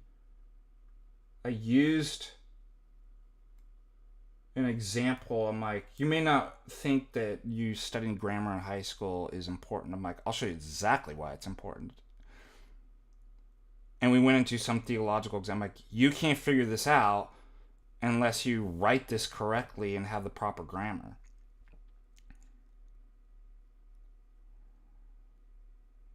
Yes, all services are open to everyone. Now, you can't partake of the Eucharist unless you're Orthodox and in good standing, meaning you have confessed recently,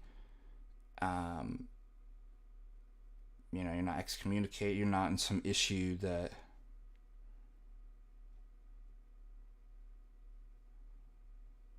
but other than that, it's open to everybody. As far as participation. All right.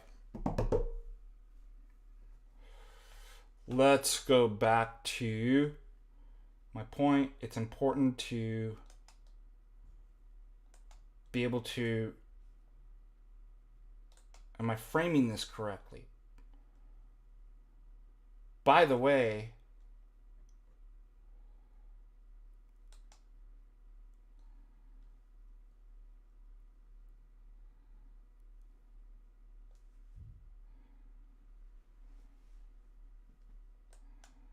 one second, I gotta write. Hello. I'll do this later. Sorry, my ADD got me distracted. I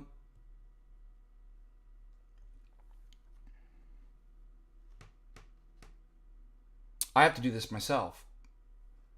So even with many, many years experience writing philosophically, I still don't know. I'm like, does this make sense? It's an awkward statement. There's a couple things that I do. One of them is that I'll save my writing as a PDF and then I'll have it audibly read back. There's an option in the PDF. Because you know your own thoughts inside your head and you're kind of filling in any gaps. It's a really interesting phenomenon to get outside of your head by having your work read back to you. That helps me. And then I send it to philosophers who are competent in the area to know. Then I present it, and I get feedback. People will be like, that doesn't make sense, or here's a suggestion or something. So even at my level, I'm having to like, okay, I think this is clear. I don't know until I get it back. So I encourage all of you to, when formulating your questions for me to answer or anybody else, make sure that they make sense, that they can be answered. Usually people, I have no idea what this question is.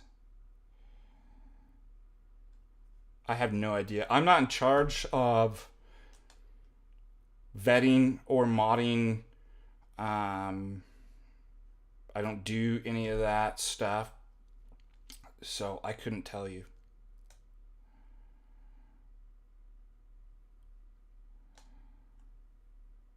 Adobe.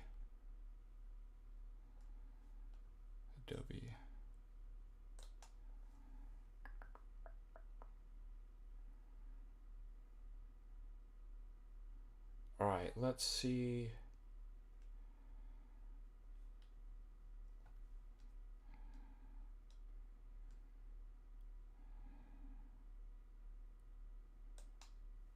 Something else I wanted to show you.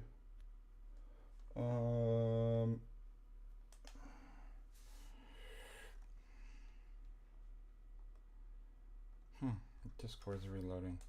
Oh no, sorry. I clicked on the wrong. It is reloading. That's weird.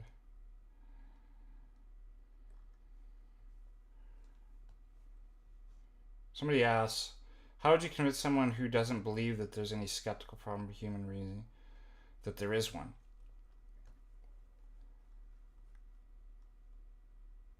Convincing's different. Like when you just MK Ultra them.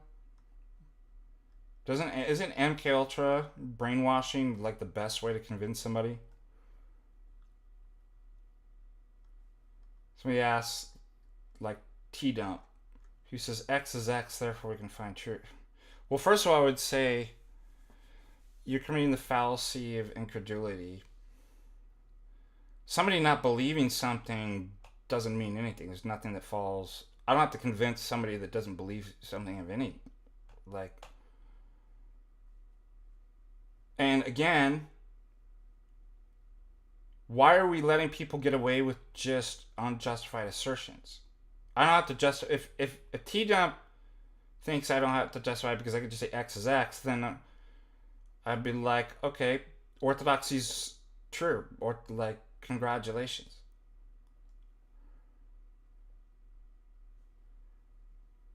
People always think that you have to come down to the unjustified, arbitrary level of a game that somebody's made up. Like, how would we answer them according to their arbitrary, unjustified game that they made? Like, why do you have to do that? Coming up with a story, we saw this guy on, come on, the X Space with Jay and I, Saturday evening, and he was like, I think all religions are wrong,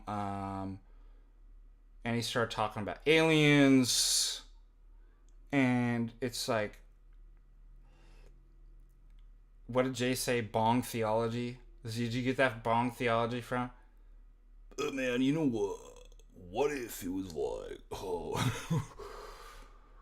what if it was like aliens, man, and like, but like also like Marvel comic, Doctor Strange, Infinite Universe, and like it was all like, like made up religion to suppress the real truth that it's the aliens that are like the highest beings. How would we refute them, Father Deacon? What are we gonna do? Congratulations, somebody made up a stupid drug-induced story. That's not an argument. telling stories and stupid ones is not an argument. Only arguments need to be refuted. That's what I don't understand. It's like, well, we got to drop down to their level and grant them everything and then refute them on their own terms, made up terms. Like, why? So let's just start there. A stupid, bong-ripped, induced story, ayahuasca story, is not an argument. And again, it's this whole thing. I'm telling you, there's a psychological issue, spiritual issue going on with all these young guys. It's insecurity. You think, I get it every day, like, Father, how do we answer that? How do we answer this? Like, stop.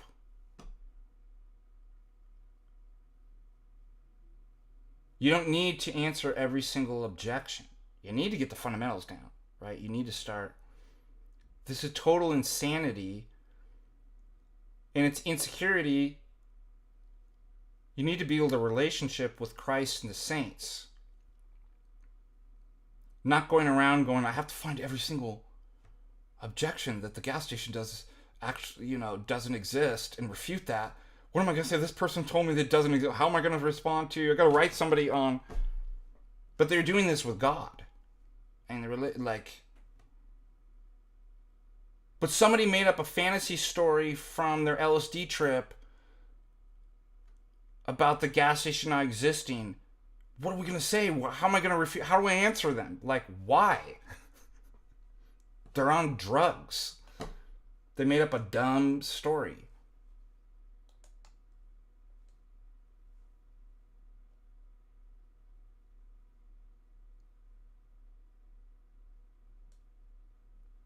And you don't know God through arguments. You know him because he's a person the way that you know. I don't know persons personally because I've gone through all the arguments. I made a transcendental deduction that my wife is who she says she is. Yeah, but what if I didn't consider? What if I... Do you see this would end you in a loony bin? End you up in a loony bin? But you do it with God and the saints. What if I can... That shows there's a spiritual mental issue going on. And there's a program that fixes that.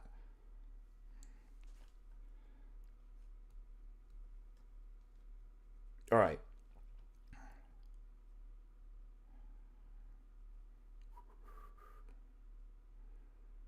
Moving on. Let's see if there's any super chats.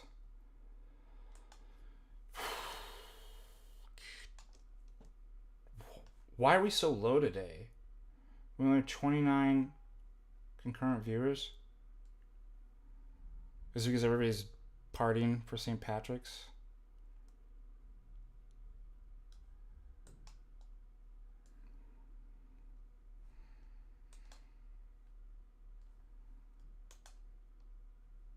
Alright, I gotta show you this. Somebody sent me this. This is the level. This is the type of person that...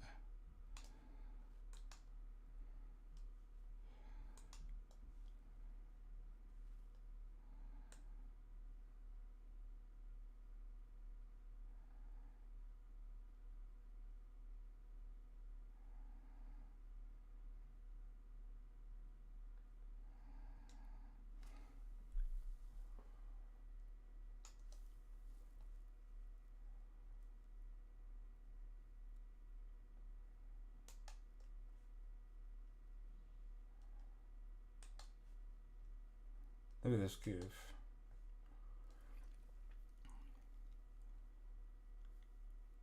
This is a religion you can join. If you wanted to, because you have free will. Guys making arguments for the Orthodox position on icon dualism. Even if I grant all this particular issue at hand, is that the Second Council of Nicaea anathematized anyway? Yeah, absolutely. You can't be Christian.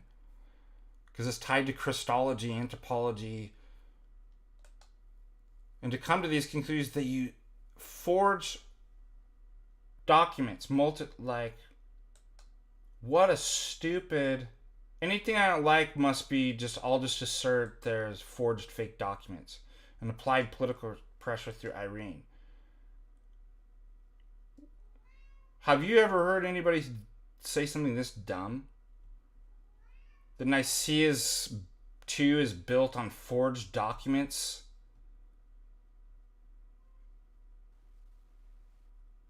And political pressure through Empress Irene.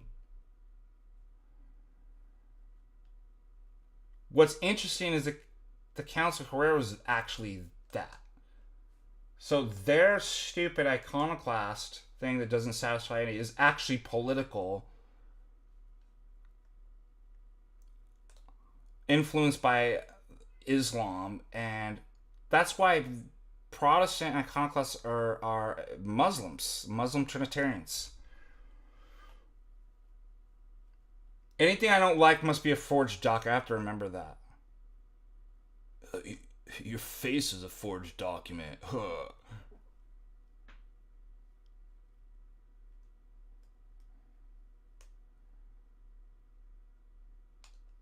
Well, you're a forged document.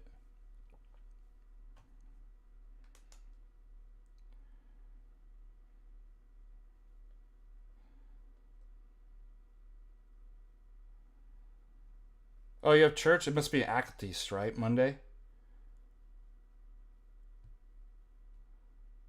We don't have an Akatis here, but good for you.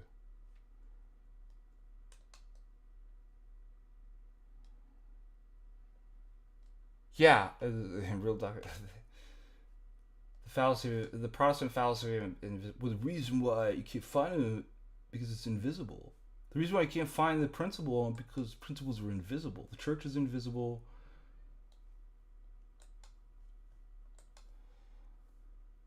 All right, let's wrap this up. I gotta. Hey, bud. Hello. Hold on. Let's play. Let's do something fun. Because my cat's reminding me of.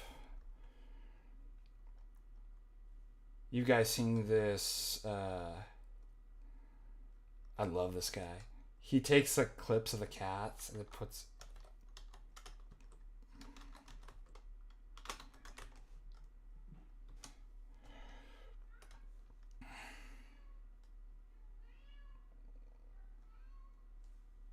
Yeah, it sounds just like my cat going off right now. I love this guy. You guys have seen this, but we'll end on a good note. I don't know if you can hear my cat is. Hello? Hello? Hello? Meow?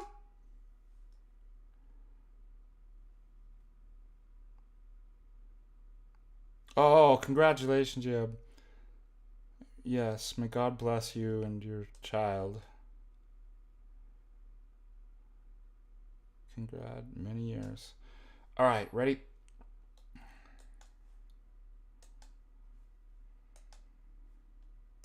I love this guy.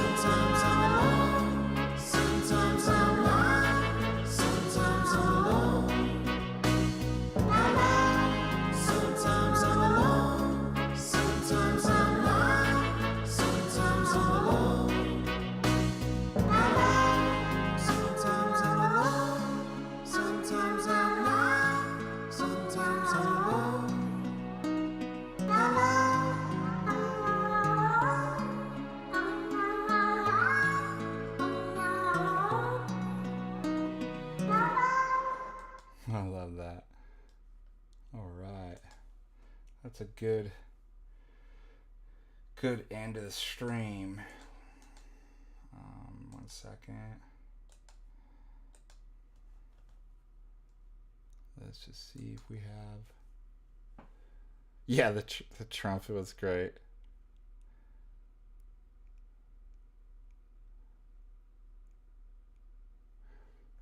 Okay, let's see if there are any more super chats and then we'll depart. I don't want to miss any of the support or tips you guys give and the shout outs to those. So I think that is it. That's going to wrap up our Patristic Faith, unless somebody has one last super chat question they want to give. We will depart.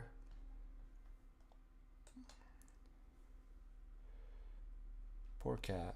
Anyways, I played that because it sounded my cat outside the door had that. Oh